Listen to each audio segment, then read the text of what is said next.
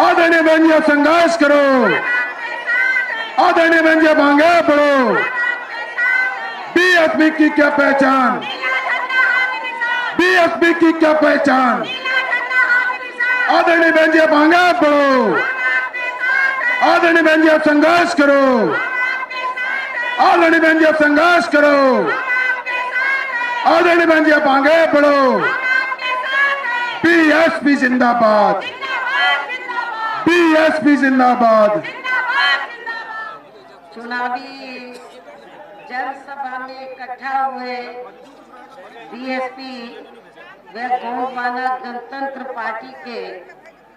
सभी छोटे बड़े पदाधिकारी एवं कार्यकर्तागण, आज आप लोग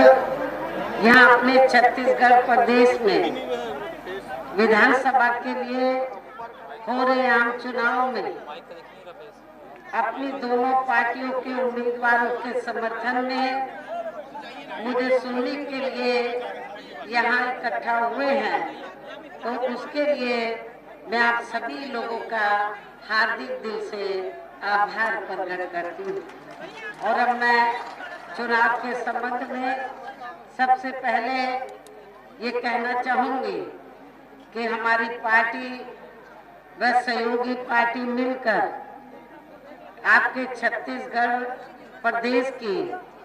सभी विधानसभा की सीटों पर पूरी तैयारी व दमदारी के साथ ये चुनाव लड़ रही है, जिसमें सफलता हासिल करने के लिए अब मैं आप लोगों का ध्यान कुछ जरूरी बातों की तरफ दिलाना चाहती हूँ। और इस संबंध में सबसे पहले मैं आप लोगों को ये कहना चाहूंगी कि अपने देश को आजाद हुए व भारतीय संविधान को भी लागू हुए अब वर्षों बीत चुके हैं, और इस लंबी अवधि में केंद्र में आपके प्रदेश में भी या विभिन्न विरोधी पार्टियों की सरकारें रही हैं। लेकिन दुख की बात यह है कि इस दौरान जहाँ सभी विरोधी पार्टियों की रही सरकारों में वे आपके प्रदेश सहित पूरे देश में भी सर्व समाज में से विशेषकर दलितों, आदिवासियों, पिछड़े वर्गों, मुस्लिम व अन्य धार्मिक अल्पसंख्यकों के साथ साथ गरीबों, मजदूरों, किसानों, छोटे व्यापारियों एवं अन्य मेहनतकश लोगों का भी पूरे ठीक ढंग से विकास व उत्थान आदि नहीं हो सका है, जिनकी सरकारों की नीतियों व कार्यशैली को अब इन्हें और ज्यादा आजमाने की जरूरत नहीं है। और इस मामले में मैं खासकर यहाँ दलितों, आदिवासियों, क्योंकि आदिवासी पॉपुलेशन आपके छत्तीसगढ़ स्टेट में काफी है, दलितों के साथ साथ आदिवासी, दलितों से ज्यादा आदिवासी समाज आपके स्टेट में रहता है।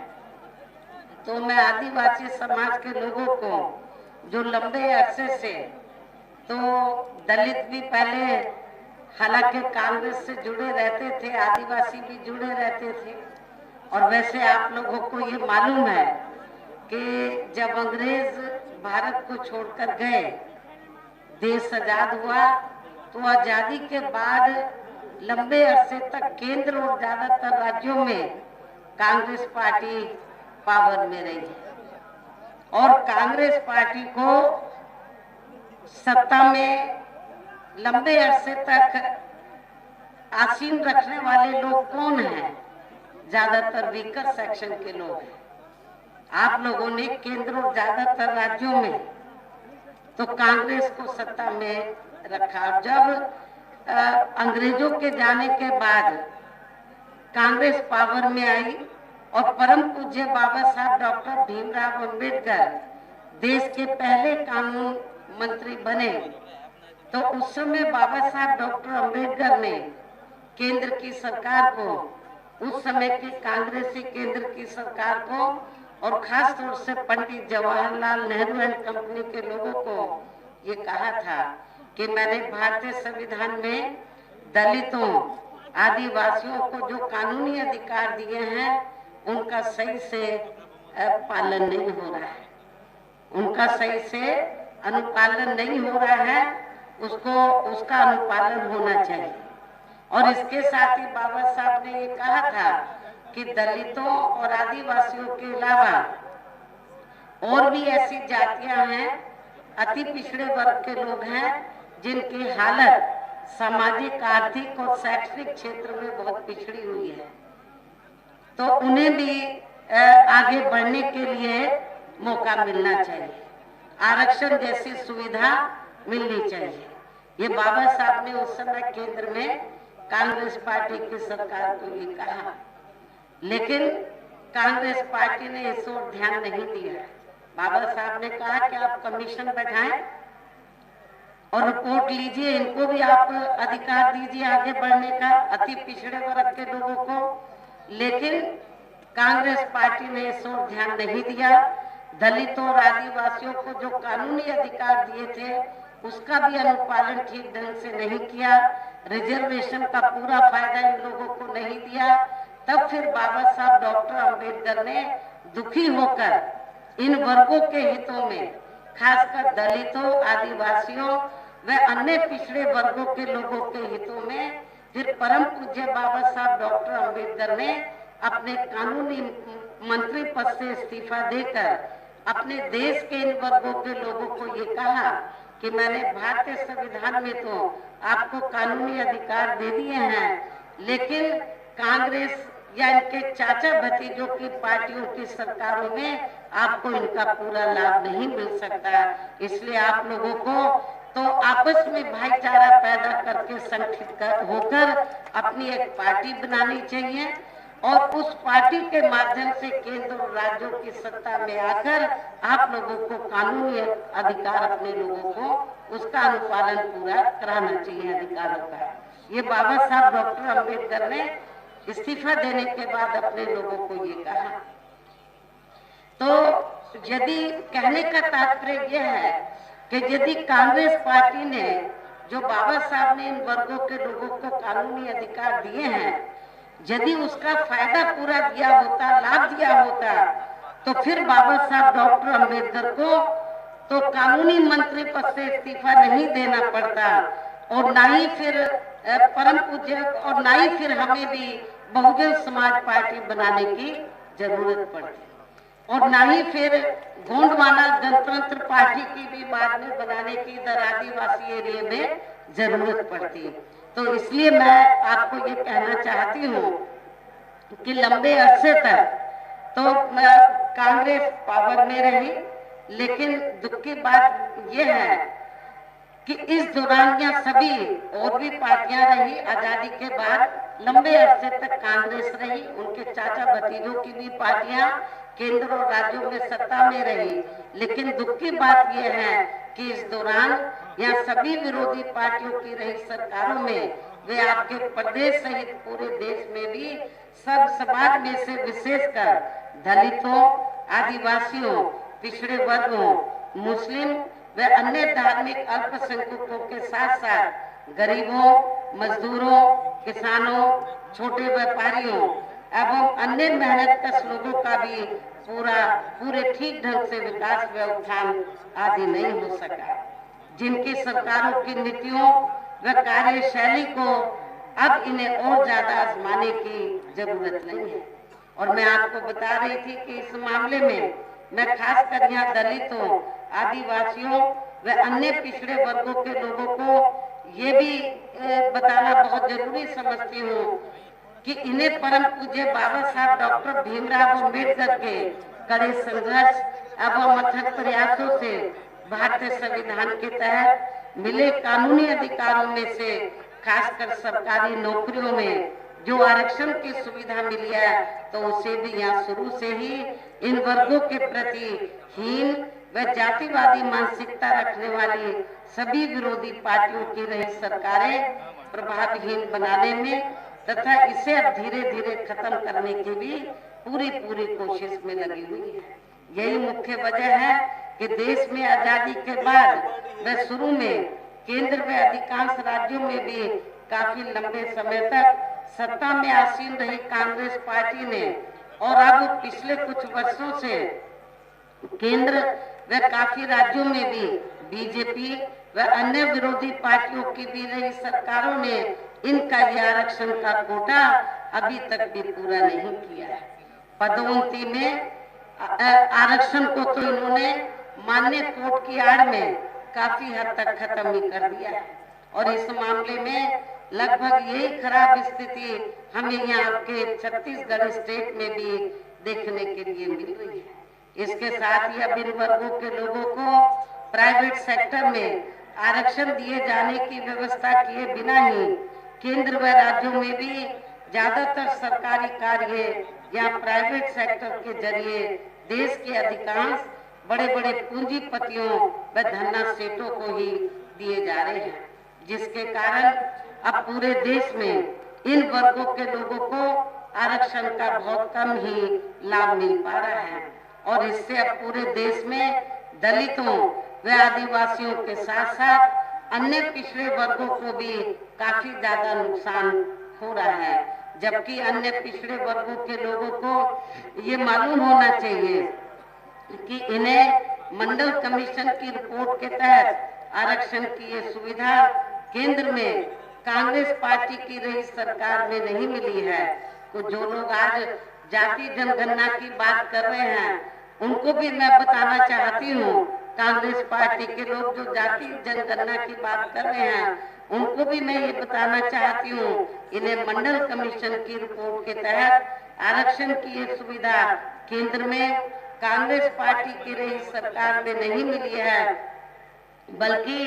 बीएसपी के कड़े संघर्ष एवं अथक प्रयासों से केंद्र में रही श्री बीपी सिंह की सरकार में ही इन्हें ये सुविधा मिली है, जिसका अब यहाँ जातिवादी विरोधी पार्टियों की सरकारें इन्हें पूरा लाभ नहीं दे पा रही हैं। ये बड़े दुख की बात है। इसके साथ ही श्री बीपी सिंह की सरकार में इन वर्गों के मसीहा परम पूज्य बाबा साहब डॉक्टर भीमराव अम्बेडकर को भी यहाँ भारत रत्न की उपाधि से सम्मानित किया गया है, जिसके लिए वो हर प्रकार से पात्र भी थे, जो बहुत पहले ही इनको ये सम्मान मिल जाना चाहिए था, जिसके लिए विशेषकर कांग्रेस पार्टी प्रमुख तौर से जिम्मेवार व कसूरवार भी है। इससे इन वर्गों के प्रति इस पार्टी की हीन व जातिवादी मानसिकता साफ झलकती है, जिसने अर्थात कांग्रेस पार्टी ने इनके कारवां को आगे बढ़ाने वाले व हर मामले में समर्पित व्यक्तित्व मान्यवर श्री कांशीराम जी के देहांत होने पर केंद्र में उस समय रही कांग्रेसी सरकार ने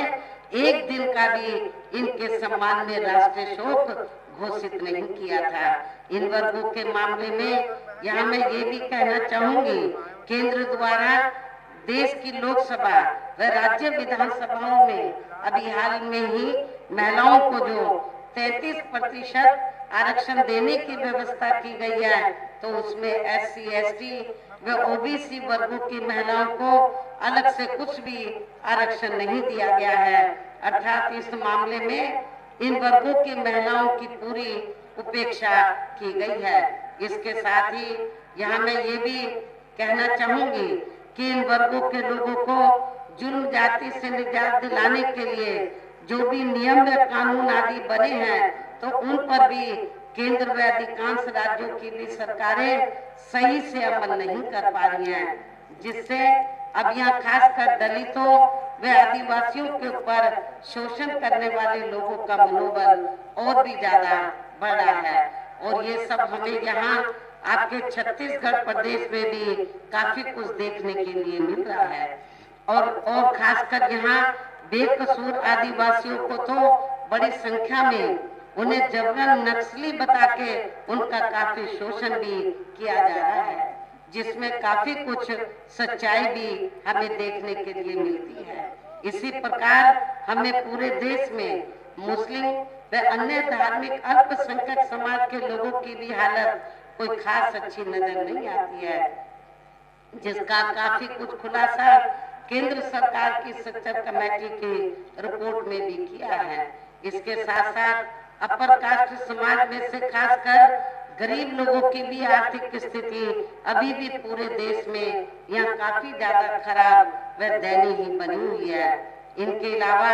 आपके प्रदेश सहित पूरे देश में सर्व समाज में से विशेषकर यहाँ गरीब, मजदूर, किसान, कर्मचारी, छोटे व्यापारी एवं अन्य मेहनत कश लोग भी अपनी विभिन्न समस्याओं को लेकर अभी भी हमें काफी ज्यादा दुखी ही नजर आते हैं। और इनमें से किसान वर्ग तो केंद्र की वर्तमान भाजपा सरकार द्वारा बनाई गई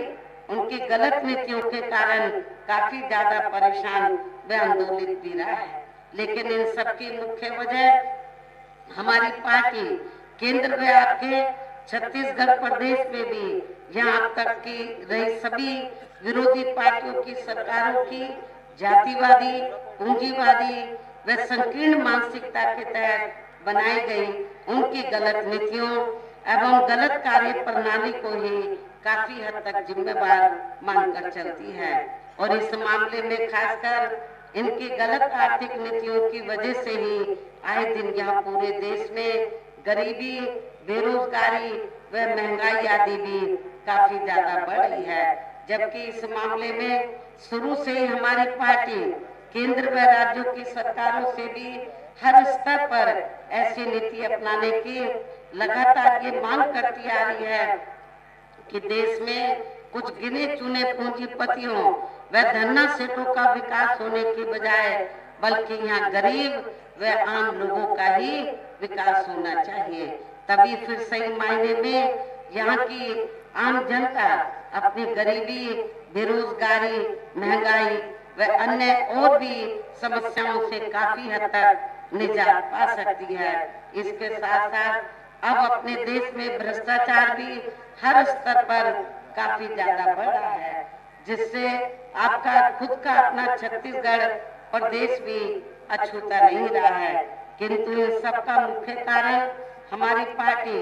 आजादी के बाद से लेकर अभी तक केंद्र व देश के अधिकांश राज्यों में तथा आपके खुद के अपने छत्तीसगढ़ प्रदेश में भी ज्यादातर सत्ता यहाँ गलत पार्टियों में से खासकर कांग्रेस, बीजेपी व इनकी सहयोगी पार्टियों के हाथों में ही आने को मानकर चलती है। और इन सभी विरोधी पार्टियों को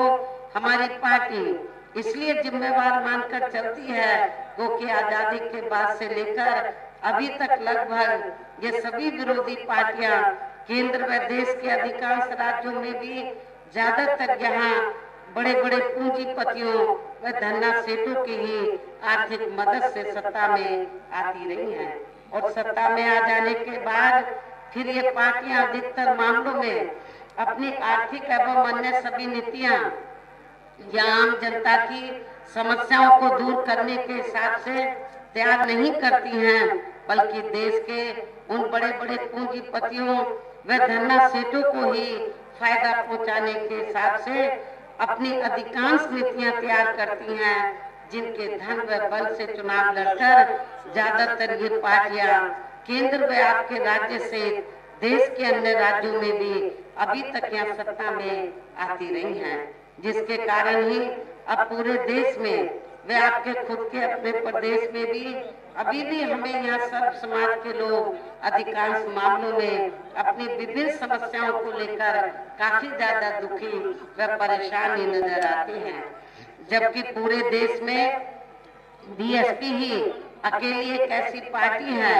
जो विरोधी पार्टियों की तरह देश के बड़े बड़े पूंजीपतियों व धन्ना सेठों की आर्थिक मदद से नहीं बल्कि अपनी पार्टी के ही आम कार्यकर्ताओं की आर्थिक मदद से चुनाव लड़कर यहाँ केंद्र व राज्यों की सत्ता में आना चाहती है, ताकि हमारी पार्टी सत्ता में आने के बाद फिर बिना किसी दबाव के व आजाद होकर सर्व समाज के लोगों की सभी समस्याओं का समाधान करके उन्हें हर मामले में व हर स्तर पर खुशहाल बना सके। और इसी आधार पर चलकर ही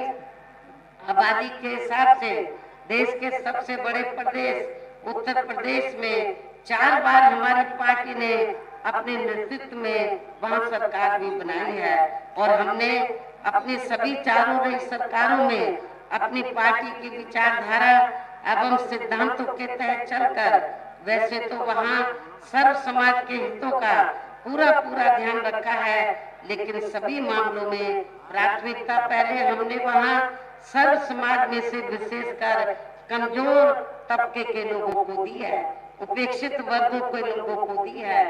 गरीब एवं असहाय लोगों को ही दिया है, जिनकी वहाँ हर मामले में व हर स्तर पर सभी विरोधी पार्टियों की रही सरकारों में उनकी हीन व जातिवादी, संकीर्ण एवं पूंजीवादी सोच होने के कारण काफी ज्यादा उपेक्षा की गई है। इसके साथ साथ हमने उत्तर प्रदेश में गरीब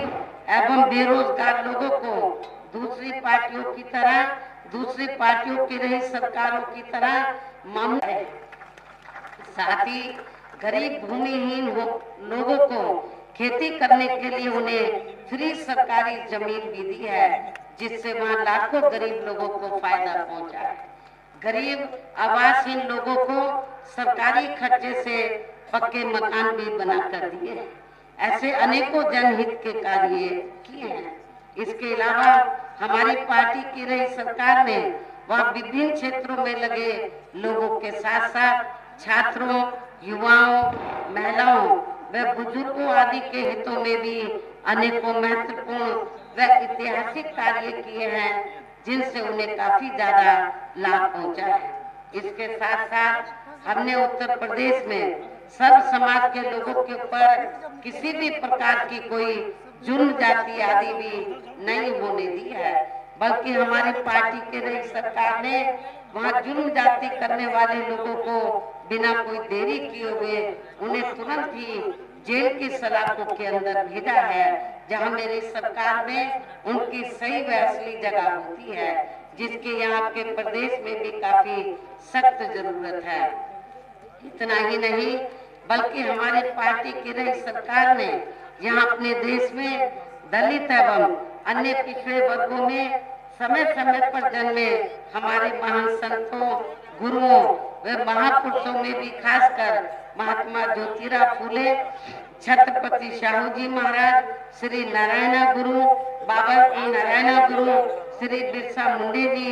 बाबा साहब डॉक्टर भीमराव अंबेडकर एवं मान्यवर श्री कांशीराम जी आदि को भी विभिन्न रूपों में पहली बार वह पूरा आदर सम्मान दिया। वहाँ बड़ा भारी हमने संग्रहालय बनाया, सभी संतों, गुरुओं, महापुरुषों के बड़े स्टैचू लगाए, उसमें हमने वहाँ बिरसा मुंडा जी का भी स्टैचू लगाया था, जिन्हें विरोधी पार्टियों के लोग अभी तक भी आसानी से पचा नहीं पा रहे हैं। इस प्रकार से उत्तर प्रदेश में हमारी पार्टी ने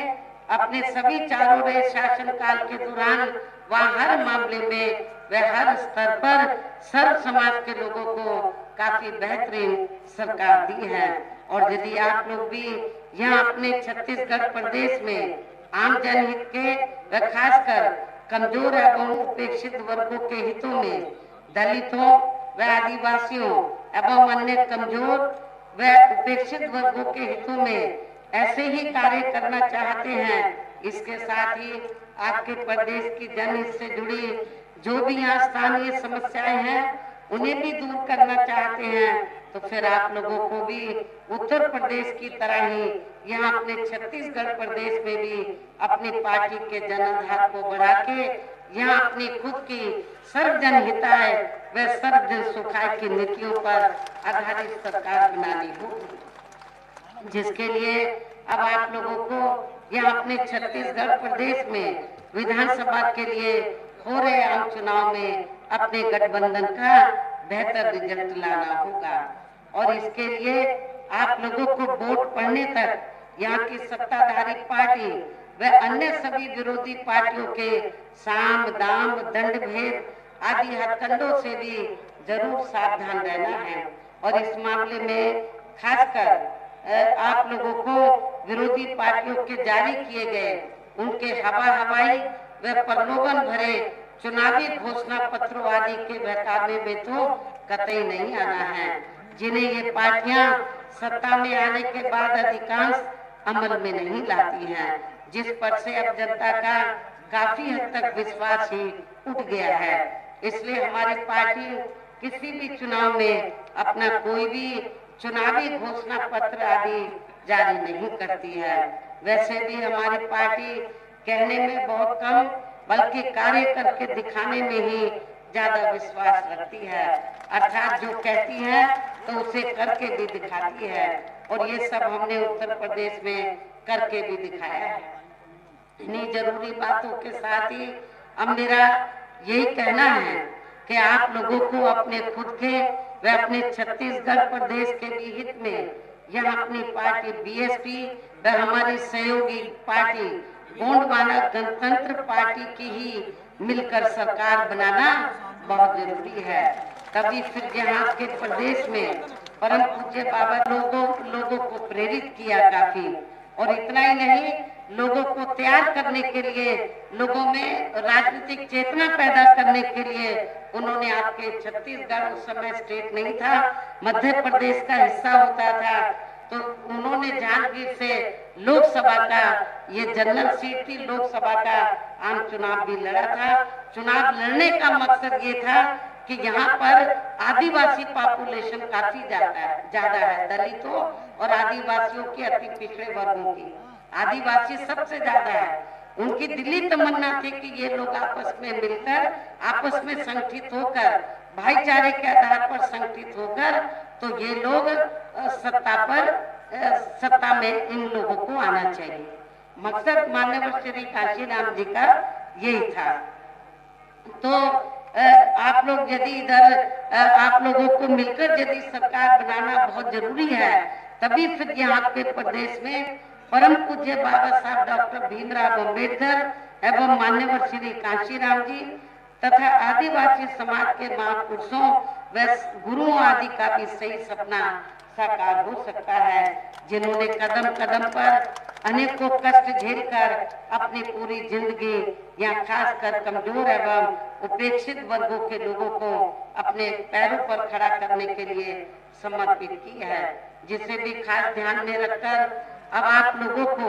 यहाँ अपने प्रदेश में विधानसभा का हम चुनाव लड़ रहे हैं। अपनी पार्टी के उम्मीदवारों को पार्टी के बीएसपी के हाथी चुनाव चिन्ह के सामने वाले बटन को दबा के तथा हमारी सहयोगी पार्टी गोंडवाना गणतंत्र पार्टी के भी उम्मीदवारों को उनके आरी चुनाव चिन्ह के सामने वाले बटन को दबा के उन्हें जरूर जिताना है, उनको जरूर जिताना है। और इसके लिए आप लोगों को वोट पड़ने वाले दिन अपने सभी कार्य छोड़कर वे अपने अपने पोलिंग बूथों पर समय से पहुंचकर अपना वोट डालना बहुत जरूरी है। और इस मामले में हमारी महिलाएं भी पीछे नहीं रहेंगी। इसके साथ ही आप लोगों का ये भी पूरा प्रयास होना चाहिए कि जिसमें हमारे काफी टॉप के स्थानीय नेता हैं, श्री दाऊ राम रत्नाकर भी हैं जो चुनाव लड़ रहे हैं, और इनके और बहुत से यहाँ के स्थानीय साथी हैं। तो जिसके लिए यहाँ स्थानीय नेताओं के साथ साथ पार्टी के राज्यसभा सांसद श्री रामजी गौतम और श्री नर्मदा प्रसाद व इनके अन्य और साथी भी पूरे जी जान से लगे हैं। हालांकि मैंने बीच में आपके छत्तीसगढ़ स्टेट के खासकर नौजवानों को में ऊर्जा पैदा करने के लिए, उनको तैयार करने के लिए मैंने श्री आकाश आनंद को भी आपके छत्तीसगढ़ प्रदेश में भेजा है। अब मैं आप लोगों का और ज्यादा समय न लेते हुए आप लोगों से यही मैं पुरजोर अपील करती हूँ कि आप लोगों को अपनी पार्टी व सहयोगी पार्टी के भी उम्मीदवारों को कामयाब बनाना बहुत जरूरी है और अच्छे वोटों के माध्यम से उनको जिताना है। और आप लोगों को मैं अंत में फिर ये कहना चाहती हूँ कि कांग्रेस और बीजेपी अब जैसे जैसे चुनाव ये दूसरे चरण का नजदीक आएगा तो ये लोग किस्म किस्म की अफवाहें फैलाएंगे और किस्म किस्म के आश्वासन देंगे। आप लोगों को उनके बहकावे में नहीं आना है। आप लोगों की ये जो दोनों पार्टियां हैं जो मिलकर चुनाव लड़ रही हैं, इन दोनों पार्टियों के उम्मीदवारों को एक तरफा अपना वोट देकर अपनी इन दोनों पार्टियों के उम्मीदवारों को कामयाब बनाना है। छत्तीसगढ़ की असेंबली में जरूर जिताकर भेजना है। और मैं उम्मीद करूंगी कि आप लोग अपनी सरकार बनाए। यदि सरकार नहीं भी बना पाते, कम से कम बैलेंस ऑफ पावर तो आप लोग जरूर बन जाए। तो इस उम्मीद के साथ ही अब मैं अपनी बात यही समाप्त करती हूँ। जय भीम, जय भारत। अब करो विजय की तैयारी, निश्चित है जीत हमारी। अब करो विजय की तैयारी, निश्चित है जीत।